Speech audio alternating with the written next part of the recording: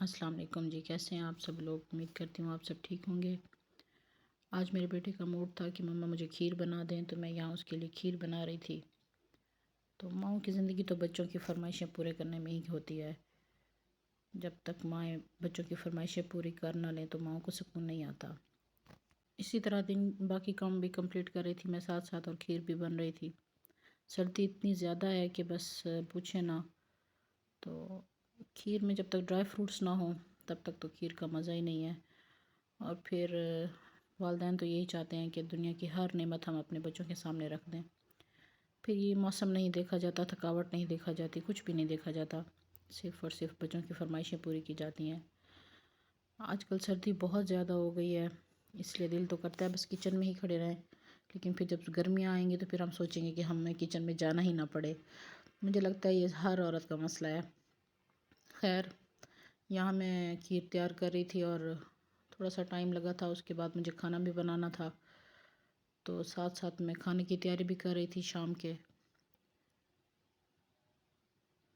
बस यहाँ हमारी खीर डन हो चुकी थी, उसको मैंने फ्रिज में रख दिया थोड़ा सा ठंडा होने के लिए। तो मेरे बेटे ने फरमाइश की कि मम्मा मुझे थोड़ी सी चाय ला दें। फिर मैंने उसको चाय दी। ठंड का मौसम है तो बच्चों को थोड़ी सी चाय भी देनी चाहिए, तो थक कर आते हैं। और आज साग बनाया था तो उसमें से कुछ साग मैंने थोड़ा सा फ्रीज़ कर लिया था। इसी तरह बाकी काम भी चल रहे थे। फिर मुझे ऊपर जाना था क्योंकि कपड़े ही धोए थे आज हमने। जाके देखा कि ऊपर मैं दिन का देखूं क्या सिचुएशन है, क्योंकि शाम को फिर बहुत ज़्यादा धुंध हो जाती है, ठंड हो जाती है। जितने कपड़े धोए हुए होते हैं वो सारे जो है मज़ीद गीले हो जाते हैं। तो मैं ऊपर चली गई। मैंने कहा चलूँ जाऊँ देखूँ शाम का मौसम कैसा है ऊपर का। ऊपर जाके पता चला तो बहुत ही ज़्यादा ठंडी हवा थी। ऊपर जाके देखा तो मुझे इतना प्यारा व्यू नज़र आया, बहुत ही खूबसूरत। जब हम नेचर की चीज़ों को देखते हैं तो दिल खुश हो जाता है। बहुत ठंडी ठंडी हवा चल रही थी, प्यारे प्यारे खेत नज़र आ रहे थे। दूर शाम से ऐसे लोगों की हल्की हल्की आवाज़ें आ रही थी, काम करते हुए लोगों की।